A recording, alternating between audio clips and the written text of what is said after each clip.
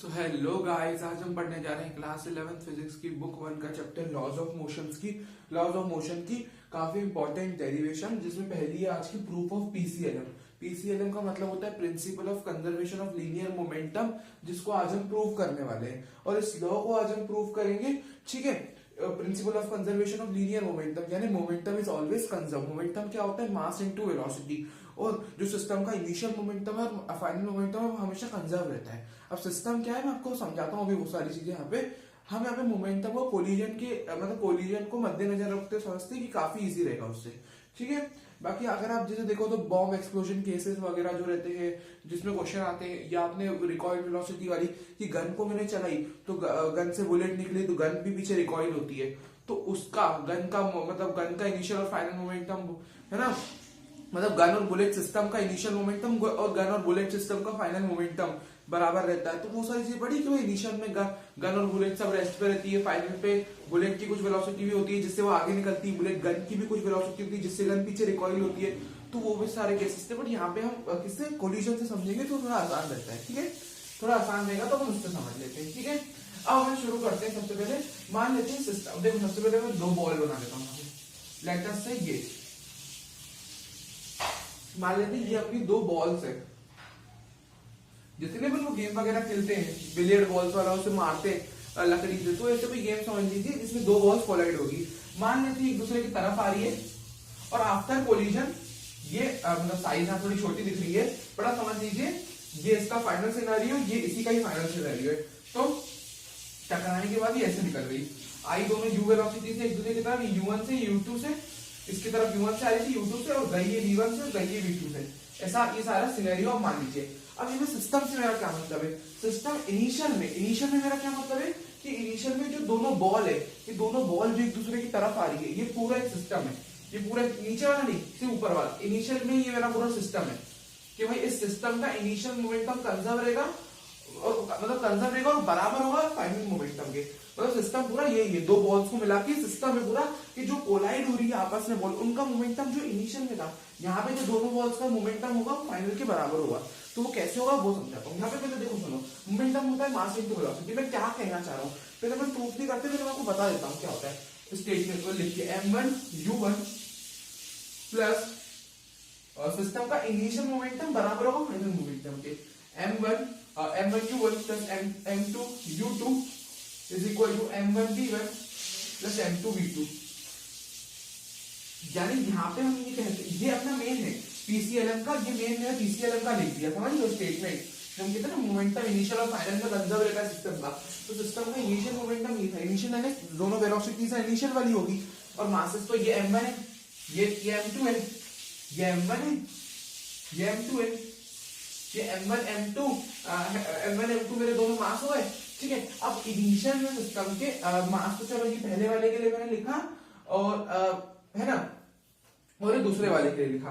तो ये मेरा पहला मास है और दूसरा मास है। पहले वाले मास की इनिशियल वेलोसिटी और ये दूसरे वाले मास की इनिशियल वेलोसिटी, हमको दोनों की यहाँ पे इनिशियल वेलोसिटी ही लेके चलनी है। ठीक है जी, क्योंकि इनिशियल मोमेंटम की बात कर रहे हैं ना पूरे सिस्टम का इनिशियल मोमेंटम यानी दोनों का मास इनटू वेलोसिटी है ना, और फाइनल में इसकी मास और इसी का फाइनल वेलोसिटी, इसका मास और इसकी फाइनल वेलोसिटी और इसका मास और इसकी फाइनल वेलोसिटी। तो टोटल सिस्टम का फाइनल मोमेंटम ये और टोटल सिस्टम का इनिशियल मोमेंटम ये। तो इनिशियल यानी u के साथ आएगा और फाइनल v, क्योंकि v फाइनल वेलोसिटी होती है, u इनिशियल। यहाँ पे मतलब एक सिनेरियो बना रहा हूं मैं आपको कि u मैंने इनिशियल मान रखी, v फाइनल। तो ये था मेरा मेन स्टेटमेंट। अब इसकी डेरिवेशन करते हैं, इसका प्रूफ करते हैं। इसका प्रूफ में हम ये करने वाले हैं प्रूफ। देखिएगा सबसे पहले मैं क्या करूंगा यहाँ पे, अब मान लेते हैं, देखो सबसे पहले मैं क्या करता हूँ, दोनों बॉल जब टकराएंगी तो दोनों में एक दूसरे के कारण कुछ फोर्स लगेगा। भाई देखो अब देखने यहाँ पे क्या होगा। अब इस पे कितना फोर्स लगेगा वो अपन लिखेंगे न्यूटन सेकंड लॉ से, which is change in momentum upon time, delta P upon delta T. So अब देखना यहाँ पे क्या होगा, चेंज इन मोमेंटम फर्स्ट वाले पे कितना आया, फर्स्ट वाले पे। तो फर्स्ट वाले की फाइनल वेलोसिटी क्या थी टकराने के बाद, मैं सिर्फ फर्स्ट वाले की बात कर रहा हूं। अब आप ये नहीं बोल सकते इन दोनों को मत देखो, अब फर्स्ट वाले को देखो, फर्स्ट वाले का इनिशियल सिनेरियो और फर्स्ट वाले का ही फाइनल सिनेरियो देखो। तो फर्स्ट वाले का चेंज इन मोमेंटम कितना है, मोमेंटम मास इनटू वेलोसिटी। अब पहले फाइनल मोमेंटम लिखूंगा कि चेंज में पहले फाइनल फिर इनिशियल। फाइनल इसका मोमेंटम क्या था m1 v1, क्योंकि मैं फाइनल लिखूंगा ना तो v लिखूंगा, v वाली वेलोसिटी माइनस इसी वाली m1 वाली बॉल का ही इनिशियल मोमेंटम क्या था m1 u1। अपन इसी का ही इसका मतलब टाइम क्या है डेल्टा टी, समझ रहे। अब ये मेरा फर्स्ट बॉल पे जो फोर्स लग रहा होगा, मैंने बोला कि दोनों पे, इन दोनों पे एक दूसरे के कारण फोर्स लग रहा होगा, तो दोनों कोलाइड करेगी तो इसके कारण इस पे कुछ फोर्स लगेगा और इसके कारण इस पे कुछ फोर्स लगेगा, समझ रहे आप दोनों टर्म हैं। तो पहली वाली बॉल पे क्या फोर्स लगा, दूसरी वाली पे क्या लगा वो निकालते। ये हम क्या कर रहे हैं, according to Newton second law which is rate of change of momentum is equal to force. According to Newton second law rate यानी टाइम से, तो rate of change of momentum is equal to force. तो यहाँ पे दूसरा वाला भी delta P2 upon delta T. अब मैं डेल्टा टी को सेम भी रहूंगा ना, डेल्टा भी बहुत छोटा टाइम जिसमें वो टकराएंगे, मतलब छोटा टाइम होगा भाई, टकराई हो पीछे हो गई तो बहुत छोटा टाइम हुआ ना, तो वो अपन क्या दोनों के लिए सेम ही होगा भाई, एक ही सेकंड पे टकराएंगे। जैसे मान लो कि टकराई तो दोनों साथ में ही टकराएगी ना, तो दोनों के लिए उस वो पल तो सेम रहेगा ना भाई। जैसे मान लो कोई पर्टिकुलर टाइम पे साथ में ही टकराई ना, तो डेल्टा तो सेम रहेगा दोनों का, सही है। तो अब इसी बॉल के लिए, अब मैं कह रहा हूँ ये दूसरी वाली बॉल के लिए, अब इसको छोड़ो, अब इसका इनिशियल सिनेरियो M2 बॉल का ही इनिशियल सिनेरियो और M2 बॉल का ही फाइनल सिनेरियो देखो। तो फाइनल में मतलब डेल्टा भी मैं पहले फाइनल लिखूंगा, तो इसका final momentum minus initial momentum upon delta T. ये दोनों इक्वेशन हमने बना ली फोर्सेस की, नोट कर लीजिए। अब हम क्या करते हैं, अब इतना आपने देख लिया, चलो यहीं पे लिख लेते हैं। अब according to Newton's third law of motion, यहाँ पे दोनों लॉ यूज होते हैं, न्यूटन्स का सेकंड लॉ और थर्ड लॉ। अब न्यूटन का थर्ड लॉ क्या कहता है, every action is an equal and opposite reaction. यहाँ पे हम मेरी एक बात का मतलब ये बात का ध्यान रखना कि मास बॉल, ये दोनों बॉल एक दूसरे की तरफ इक्वल स्पीड से आ रही हो, मतलब इक्वल तो अगर मतलब कैसे, मतलब अलग अलग स्पीड से भी आ रही हो, कोई भी स्पीड से आ रही हो, या कोई बॉल बड़ी हो, किसी का मास ज्यादा हो, किसी का मास कम हो, वो चीजों पे डिपेंड नहीं करता। हमेशा ये जो दोनों एक दूसरे पे फोर्सेस लगाई ना, उनका मैग्नीट्यूड बराबर होगा और डायरेक्शन अपोजिट होगी, समझ रहे हैं। तो मतलब ये डिपेंड नहीं करता। अब हाँ, वो चीज डिपेंड करेगी कि टकराने के बाद ये बॉल कितनी हिल रही है और ये कितनी, मान लो ये बॉल का मास अच्छा खासा था और ये बॉल थोड़ी हल्की थी, तो लेकिन फोर्सेस दोनों पे सेम एक्सपीरियंस होंगे। अब इसका मास ज्यादा तो ये टकराने के बाद हल्की सी हिलेगी भाई, कोई हल्की चीज से कोई भारी चीज टकराएगी तो हल्की चीज टकराने के बाद दूर हो गई, मतलब दोनों टकराएगी तो मान लो ये दूर चल जाएगी टकराने के बाद, क्योंकि हल्की है, और ये हल्की सी दूर जा पाएगी, मतलब ये ज्यादा एक्सेलरेट नहीं हो पाएगी टकराने के बाद। टकराने के बाद दोनों थोड़ा पीछे गई तो ये ज्यादा पीछे जाएगी, ये कम पीछे जाएगी, क्योंकि इसका मास ज्यादा है ना, एक्सेलरेट नहीं हो पाएगी। क्योंकि देखो ना, वापस Newton second law F equal to m, ये भी न्यूटन सेकंड लॉ से निकलता है। तो यहाँ पे मेरा एक्सेलरेशन क्या आ गया, फोर्स बाय मास। तो जितना मास ज्यादा होगा उतना एक्सेलरेशन कम होगा, इनवर्सली प्रोपोर्शनल, ठीक है। तो बस मास उसका ज्यादा होगा तो एक्सेलरेशन कम देखने को मिलेगा, समझ रहे हैं आप।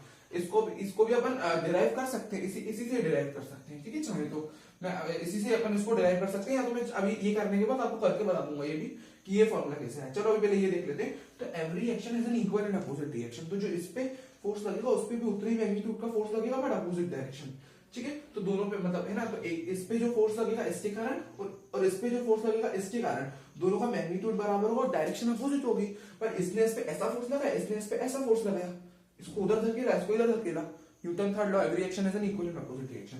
बस कुछ नहीं करना है, F1 और F2 की वैल्यूज डाल दो। चलो यार इसको रफ कर, चलो इसको देखना पड़ेगा ना अपने को। चलो तो F1 मेरा क्या है, गिरा, डाल दो यहाँ पे value m1v1 minus m1u1 upon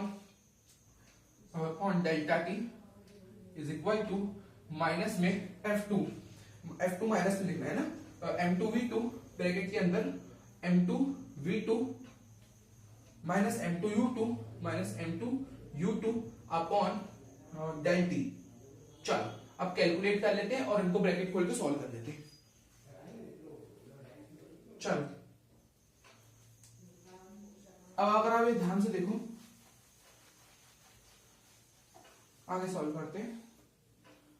m1v1 minus m1u1, इसको तो एज रखो upon delta t is equal to, minus अंदर ले जाओ, माइनस अगर आप अंदर ले जाओगे तो पहली वाली टर्म मेरी प्लस की थी, है ना, m2v2 तो प्लस में ना, ये जो माइनस लगा ये दूसरी वाली टर्म के पहले, तो दो टर्म है, m2v2 माइनस m2u2 लिखा है, तो m2v2 तो प्लस में ना, माइनस अंदर जाएगा तो माइनस हो जाएगा, तो माइनस का m2v2 हो जाएगा, राइट। इतना तो आप समझ गए होंगे। और माइनस दूसरी वाली टर्म क्या है, ऑलरेडी माइनस है, तो minus minus plus m2u2 upon del t से डेल टी कैंसिल कर सकते हैं। अब एक काम करो, इसको एक बार ऐसे ही लिख लो, m1v1 माइनस m1u1, ठीक है जी, माइनस m2v2 प्लस m2u2। अब अगर आप एक काम करो तो मैंने बोला अपने को ये चीज लानी है, इसको टारगेट बनाओ, है ना, यहीं पे लिखा हुआ है। तो m1u1 चाहिए मेरे को लेफ्ट हैंड साइड में ले आओ, तो मुझे ये तो ऑलरेडी यहाँ पे, चलो एक काम करो ना, उधर ले जाओ उसको, एक ही बात है, m1v1 ये माइनस का है, इसको एलएचएस में ले आओ m2 v2 को, प्लस का हो जाएगा m1u1 या माइनस का है तो आके प्लस में आ जाएगा, plus m2 u2।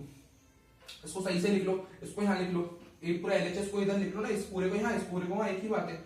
m2 u2 plus m1u मतलब m1 u1, एक second, m1 u1 plus m2 u2, m1 u1 plus m2 u2 is equal to m1 v1 plus m1 v1 plus m2 v2। समझ रहे? System का initial momentum, अब देखो यहाँ दोनों की इनिशियल है, दोनों अलग अलग बॉल है, m1 m2 अलग अलग बॉल, दोनों की फाइनल वेलोसिटी, सिस्टम का इनिशियल और सिस्टम का फाइनल मोमेंटम है ना, बराबर हो गया। तो ये प्रूव हो गया, ये देखो यहाँ प्रूव हुआ है, टिक करा मैंने ये वाला, ये देखो ये पूरा ये प्रूव हो गया मेरा, ठीक है। तो इसको नोट कर लीजिए, ठीक है। अब हम एक काम करते हैं, ये हो गया, चलो इसको पूरे को रफ कर देते हैं, और भी चीजें आगे पढ़ने अपने को तो कर लेते हैं।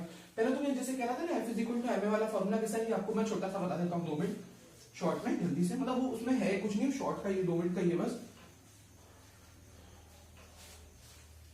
ठीक है। तो मैं आपको 2 मिनट ऐसे बता देता हूँ कैसा है, मतलब स्टेटमेंट वाइज जो लॉ में कहा गया है कि जो फोर्स एक्सपीरियंस होता है, मतलब फोर्स जो होता है वो रेट ऑफ, मतलब न्यूटन्स लॉ में यही बताया गया कि rate of change of momentum जो होता है, मोमेंटम के चेंज का रेट डिवाइड बाय टाइम करोगे, rate of change of momentum. Change of momentum impulse होता है, चेंज इन मोमेंटम, सिर्फ चेंज इन इंपल्स, सिर्फ चेंज इन मोमेंटम बोलोगे, यानी सिर्फ डेल्टा भी बोलोगे तो वो इंपल्स होता है ना, वो अलग चीज होती है, वो अलग टॉपिक है। बाकी इसको डिवाइड कर दो, टाइम्स इसका रेट निकालो तो फोर्स होता है ना। अब हम एक काम कर दो, क्या कर सकते हैं अपन, है ना, अब इसको डेल्टा की फॉर्म की जगह आप डीटी की फॉर्म में भी लिख सकते हो, है ना, ऐसे भी लिख सकते हो, है ना। तो ये भी इसका एक फॉर्म होता है। तो मैं क्या करता हूं, मैं डी बाय dt और p की जगह मास इनटू वेलोसिटी लिख सकता हूं, वेलोसिटी, इसको वेक्टर लिख लो ना, क्योंकि मोमेंटम एक वेक्टर क्वांटिटी होता है, यहां पे भी वेक्टर साइन लगा लो, ठीक है। तो यहां क्या मैंने मोमेंटम की जगह मास इनटू वेलोसिटी होता है, मास कांस्टेंट है, बाहर निकाल लो, तो d बाय dt और v वेक्टर,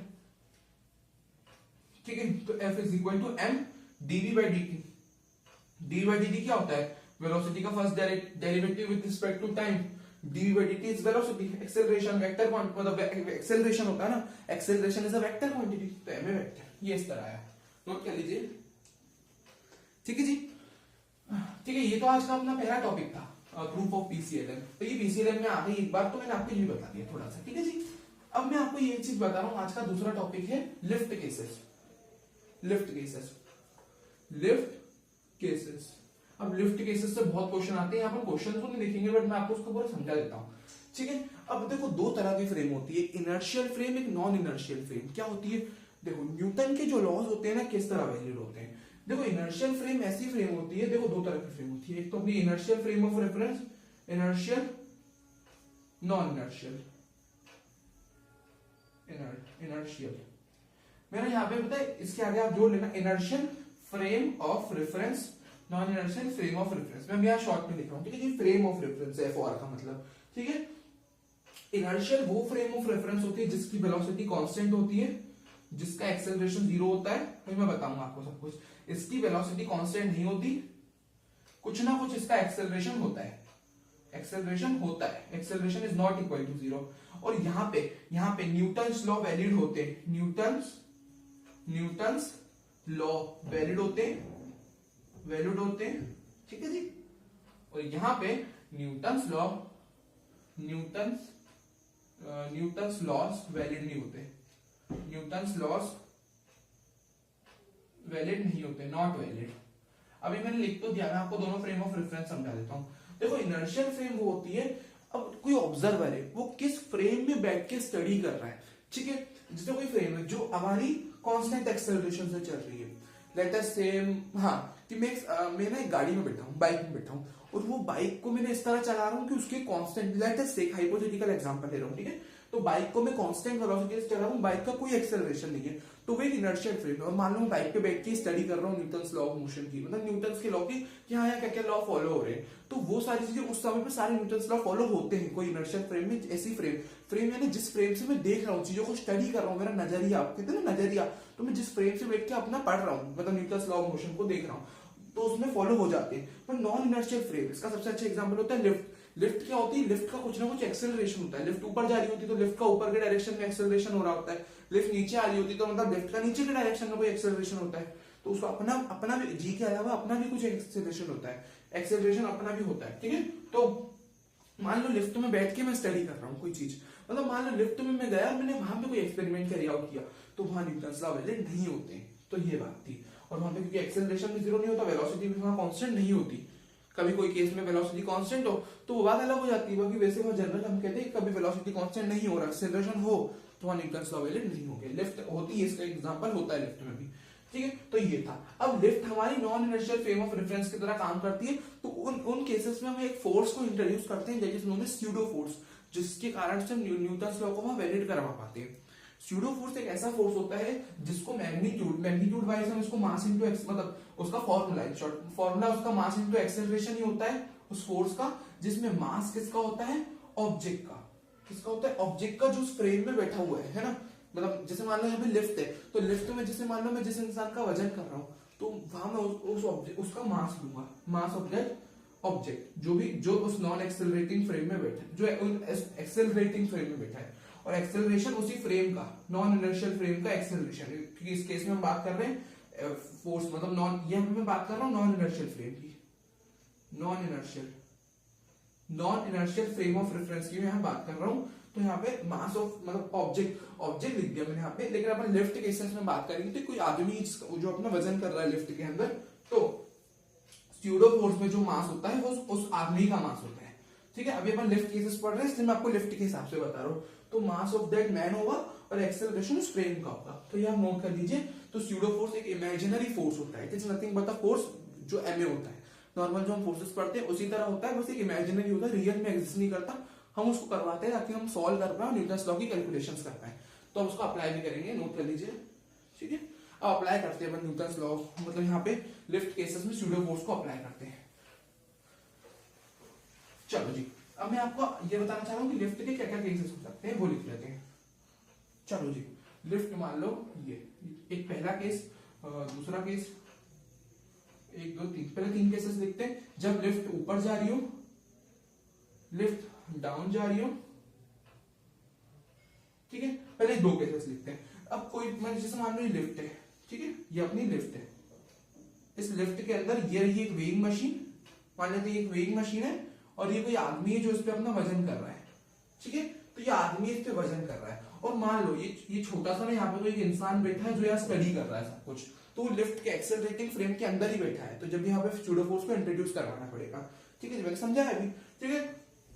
अब जो हमारी वेइंग मशीन है वो रीडिंग बताती है, मतलब केजी में बताती है, बट वो क्या करती है, इन सारे कॉन्सेप्ट्स का वहां पे यूज होता है। तो अगर आप यहाँ ध्यान से देखो, तो इस आदमी पे, मैं आदमी की बात कर रहा हूँ, आदमी भी जब ये खड़ा हुआ है वेइंग मशीन के ऊपर लिफ्ट में, तो उस पर एक नॉर्मल रिएक्शन लग रही होगी ऊपर की डायरेक्शन में आर, ठीक है। मतलब यहाँ पे क्या कहते हैं, एन के लेते हैं, एक ही बात है, एन के लो, आर के लो। नीचे से आदमी का एमजी लग रहा होगा। अब हमेशा याद रखना, जो हमारा स्यूडो फोर्स काम करता है वो लिफ्ट के मोशन, जैसे यहाँ पे लिफ्ट केस पढ़ते हैं, तो लिफ्ट के मोशन के अपोजिट डायरेक्शन में लगेगा। तो ये केस है मेरा, लिफ्ट जब ऊपर जा रही है तो यहाँ पे स्यूडो फोर्स नीचे काम करेगा। स्यूडो फोर्स ऑलवेज एक्ट्स, उसकी प्रॉपर्टी होती है pseudo force always acts opposite to the direction of accelerating object, जो एक्सेलरेटिंग जो हमारा फ्रेम है, एक्सेलरेटिंग फ्रेम के जिस डायरेक्शन में एक्सेलरेट हो रही है उसके अपोजिट डायरेक्शन में स्यूडो फोर्स काम करेगा ही करेगा, है ना। ऐसे ही होता है, मतलब उस फोर्स में, मतलब इमेजिनरी फोर्स हम यहाँ लेके चलते हैं। तो ये पूरे मैंने एफबीडी बना ली। अब हम फोर्सेस को बैलेंस कर लेते हैं। अभी जो आदमी है खड़ा हुआ है, ऊपर नीचे तो हो नहीं रहा, ऐसे कूद तो नहीं रहा है, वो तो खड़ा हुआ है ना, तो मतलब एक इक्विलिब्रियम पोजीशन पे खड़ा है, तो उसके वर्टिकल में सारे फोर्सेस बैलेंस होंगे। तो यहाँ पे नॉर्मल, अब ऊपर वाले फोर्सेस, ऊपर वाले कितने फोर्सेस यहाँ पे, ऊपर अब वाला केस पढ़ रहे हैं ना, ऊपर नॉर्मल रिएक्शन, नीचे एमजी और नीचे एम है, तो नॉर्मल ऊपर वाला एक ही फोर्स है नॉर्मल, नीचे वाले दोनों फोर्सेस साथ वाले ऐड हो जाएंगे, तो दोनों के नीचे ये ना, दोनों नीचे के डायरेक्शन में है कि नहीं, मास है, तो आदमी का मास है ना, सही है ना।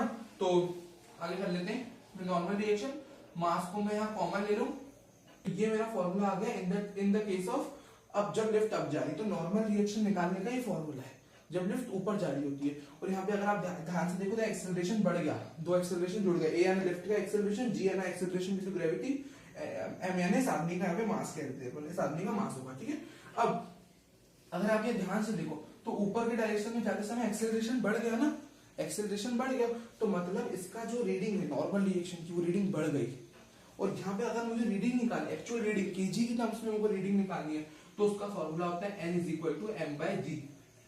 अगर मैं मास को एक्सेलरेशन ड्यू टू ग्रेविटी से डिवाइड कर दूं तो मेरी रीडिंग आ जाएगी, एक second sorry, n by G, और यहाँ पे मास आएगा, यहाँ पे मास आएगा, मतलब रीडिंग तो मास की टर्म्स में आएगी उसमें वेइंग मशीन में।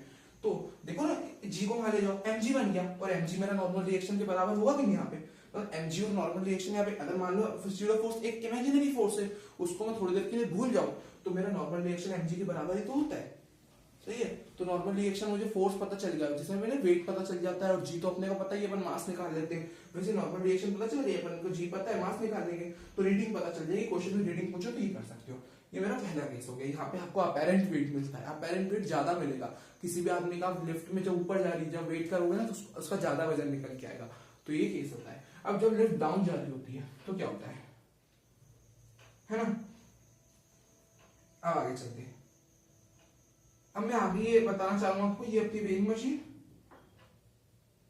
ये वेइंग मशीन, ये आदमी का वजन, और ये जो आपने स्टडी कर रहा है, ठीक है। अब मान लो लिफ्ट मेरी नीचे जा रही है, तो mg तो चलो नीचे ही काम करेगा।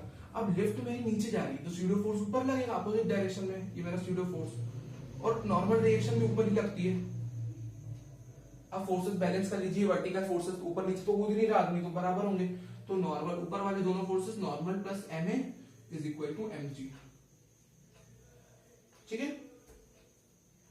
ये mg माइनस ma, ma वहां ले जाओ, तो नॉर्मल रिएक्शन मेरा mg माइनस a, ठीक है। अब अगर मैं ध्यान से देखो तो रीडिंग निकालने का फॉर्मूला यहाँ पे भी ये देगा n बाय जी, ठीक है। अब अगर मैं ध्यान से देखो तो यहाँ पे नेट एक्सेलरेशन कम हो गया, तो नॉर्मल की वैल्यू कम, जी तो कांस्टेंट है, नॉर्मल की वैल्यू कम हो गई, तो सारी डिपेंडेंसी नॉर्मल रिएक्शन पे है ना, मास की सारी डिपेंडेंसी, क्योंकि जी तो कांस्टेंट है रीडिंग में, तो नॉर्मल रिएक्शन है कम हो गई, नेट एक्सेलरेशन कम हो गया, मास अगेन कांस्टेंट है, तो जी माइनस ए कम हो गया ना, उस पर डिपेंडेंसी है। तो फिर वापस जब कोई इंसान जब लिफ्ट नीचे जा रही होती है तब वजन करोगे तो आपको वेट हल्का, उसका मास कम आएगा, जब तो अपने को हल्का फील होता है, जब लिफ्ट नीचे जाती है, ऊपर जाती है तो भारी फील होता है, क्योंकि वहां पे ये देखो अपेरेंट एक्सेलरेशन बढ़ जाता है, मतलब जी बढ़ जाता है, इन शॉर्ट एक्सेलरेशन बढ़ जाता है।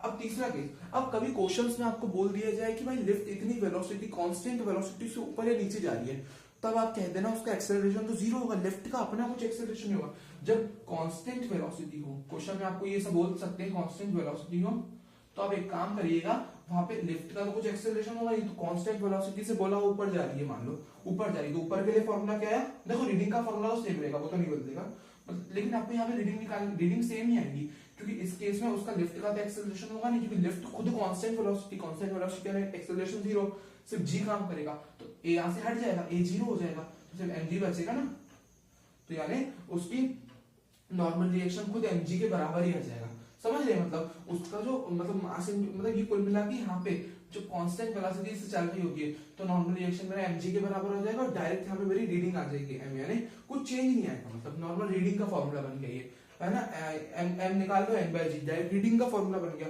तो जो उसका और पहले वाली नॉर्मल रिएक्शन थी वही रहेगी, ठीक है। और वही नीचे जा रही होती कांस्टेंट से, तो mg माइनस से वापस a जीरो हो जाता, तो वही रहता ना यहाँ पे n is equal to mg, कुछ चेंज नहीं आएगा। अगर लेफ्ट ऊपर नीचे कांस्टेंट से जा रही है तो वही नॉर्मल रिएक्शन mg के बराबर होगा, जो नॉर्मल अपना केसेस में रहता है कांस्टेंट, क्योंकि वहां से सीडो फोर्स गायब हो गया ना, देखो सीडो फोर्स गायब हो गया, क्योंकि यहाँ पे कांस्टेंट वेलोसिटी हो गई, तो एक्सेलरेशन जीरो हो गया, और कोई एक्सेलरेशन नहीं, सीडो फोर्स अपने आप गायब हो गया। देखो ए वाला ये तो चला ही गया ना, सिर्फ mg बचा, mg तो लगता ही नॉर्मल रिएक्शन mg बराबर होते हैं, अगर सीडो फोर्स ना हो तो डायरेक्ट ये दोनों बराबर होंगे ना, ऊपर नीचे हो नहीं रहा आदमी, तो नॉर्मल रिएक्शन अगर m हटा दो n बराबर mg होना है, ठीक है। तो ये हमारा केस रहता है, ठीक है, नोट कर लीजिए। अब एक आखिरी केस रहता है, चलो एक आखिरी केस मैं इसको रफ कर देता हूं। आखिरी केस ये रहता है कि मान लो ये भी आता है कि लिफ्ट मैकेनिज्म अगर फॉल कर जाए, मान लो लिफ्ट की रस्सी अगर कभी ब्रेक हो जाती है, मतलब लिफ्ट मान लो फ्री फॉल करने लग जाए, अगर लिफ्ट का फ्री फॉल हो जाए तो उस केस में क्या हो जाएगा, उस केस में मान लो लिफ्ट, देखो ऑब्वियसली लिफ्ट फ्री फॉल होकर नीचे गिरेगी, तो फॉर्मूला तो ये वाला लगेगा, n is equal to mg minus, नीचे जाने वाला, नीचे का फॉर्मूला ये होता है ना g माइनस ए वाला, ठीक है, तो मतलब है ना g माइनस ए वाला, ये वाला देखो है ना, तो उस केस में जो लिफ्ट का खुद का एक्सेलरेशन होता है वो तो कुछ बचेगा नहीं, क्योंकि लिफ्ट तो गिरने लगी, तो उसका अपना एक्सेलरेशन नहीं होगा, उसका अपना एक्सेलरेशन भी g के बराबर हो जाएगा, a उसका अपना एक्सेलरेशन होता है, समझ रहे हैं, नॉर्मल रिएक्शन उस आदमी पे जो लगती है, m उसका मास आदमी का, g अपना एक्सेलरेशन जो ग्रेविटी, a लिफ्ट का एक्सेलरेशन। अब लिफ्ट का एक्सेलरेशन यहाँ पे जी के बराबर ही हो जाएगा, क्योंकि लिफ्ट फ्री फॉल कर रही है, कोई ऑब्जेक्ट फ्री फॉल करता है तो उसका खुद का एक्सेलरेशन भी जी के बराबर, G minus G zero, M is equal to zero, zero हो गया। तो नॉर्मल रिएक्शन जीरो, तो M is equal to N by G से रीडिंग भी जीरो। तो एन ऊपर जीरो रखोगे, मतलब ऊपर जीरो रखोगे ना, तो एन ऊपर जीरो रख दोगे तो मेरी reading zero by g zero के बराबर आ जाएगी। तो मास उसका अगर कभी ऐसा हो तो मास जीरो, रीडिंग पे कुछ दिखता ही नहीं है, स्केल पे कुछ दिखता ही नहीं है, जीरो आता है। तो नोट कर लीजिए, सारे लिफ्ट के केसेस कंप्लीट होते हैं, बहुत इंपॉर्टेंट है, बढ़िया से प्रिपेयर कर लीजिएगा, यहाँ से क्वेश्चन भी बहुत आते हैं। ठीक है, तो बढ़िया से प्रिपेयर कर लीजिएगा। Thank you for watching this video, please do like share and subscribe the channel. Bye bye.